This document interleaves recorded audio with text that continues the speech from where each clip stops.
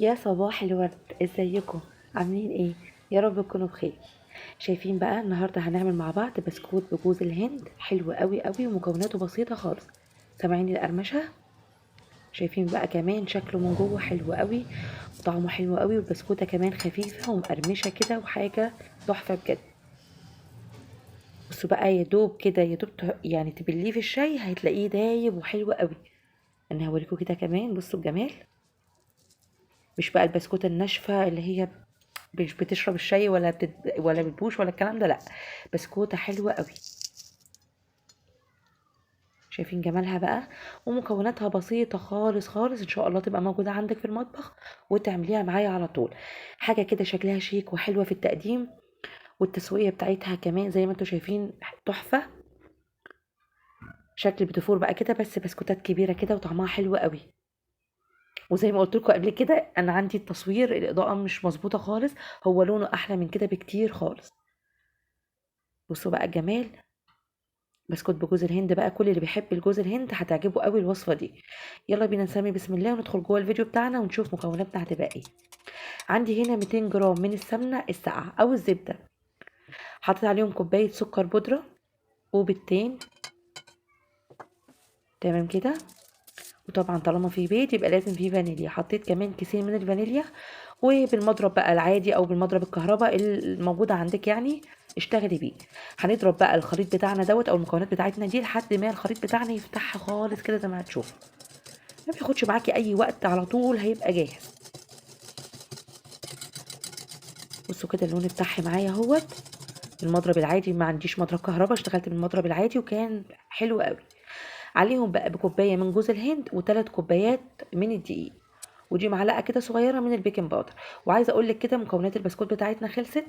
وكمان زي ما قلت لك تقدري تستبدلي السمنه بالزبده لو موجوده، او بسمنه وزيت يعني اللي موجوده عندك، او بسمنه بس زي ما انا شغاله. بس السمنه تبقى طالعه من التلاجة كده جامده. بنعمل ايه بقى احنا دلوقتي؟ بنلم كده مكونات البسكوت، مش بنعجن خالص خالص، احنا بنلم كده زي ما انتم شايفين. هيبقى معانا بقى عجينه طريه كده وناعمه وحلوه قوي زي ما انتم شايفين شكلها كده. اي حد بقى بيحب جوز الهند البسكوت ده مش هيبطل يعمله بعد كده. طعمه حلو قوي قوي. وزي ما قلت لكم البسكوته كده خفيفه ومقرمشه وبتدوب في كوبايه الشاي.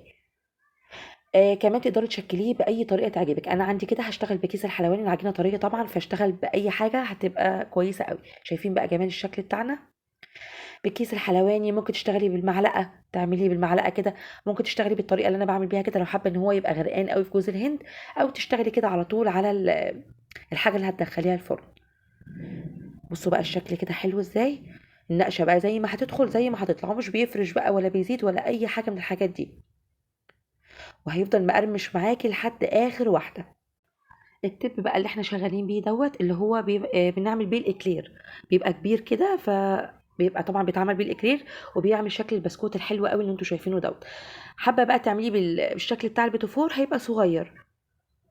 هيبقى بسكوتات كده صغيره، بس انا شغاله كده بالتب بتاع الاكلير، فاداني الشكل الحلو اللي انتوا شايفينه دوت. شايفين بقى الجمال بتاع البسكوتات بتاعتنا؟ بعد ما تخلصي بقى حابه طبعا تحطي جوز الهند كده على الوش، بيبقى شكله حلو قوي. وبيبقى طعمه كمان حلو قوي. او ممكن تشتغلي بالطريقه اللي احنا اشتغلناها في الاول، تشكلي البسكوته كده على ايدك.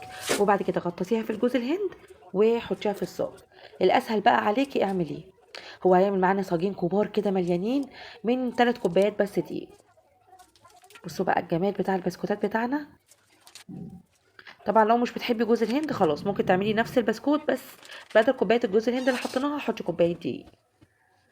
بس بجد عايزاكم تجربوه لان هو تحفه بجد، من احلى البسكوتات اللي هتعمليها وتقدميها لولادك او لضيوفك. حاجه حلوه كده في التقديم وشيك. والبسكوته شكلها حلو قوي.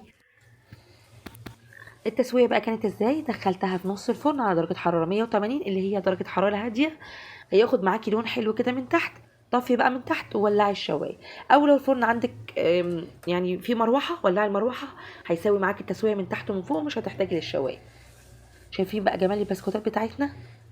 اول حاجه لما يطلع من الفرن كده تسيبيه في مكانه يهدى تماما كده، يبقى بسكوته تقدري ان انت تمسكيها في ايديكي. وهتلاقيه بيطلع معاكي بكل سهوله كده. شايفين بقى الجمال؟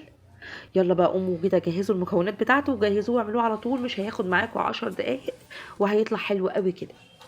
طبعا بناكل اللي بناكله بعد كده بنحتفظ بيه كده في علبه تكون، يعني ان احنا نقفل العلبه بعد كده كويس. شفتوا بقى القرمشه تحفه.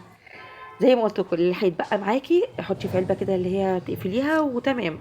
لو بقى منه يعني حاجه هيفضل مقرمش معاكي لحد اخر حبايه. بيبقى حلو قوي كده طبعا مع الشاي بلبن او الشاي الساده زي ما تحبي.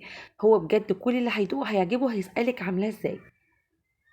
بصوا الجمال بيدوب بجد، يعني من احلى وصفات البسكوت اللي هتعمليها. سهل ومكوناته كمان بسيطه خالص، وما خدش معانا حرفيا 10 دقايق كان مطلع الحاجه الحلوه اللي احنا عاملينها دي.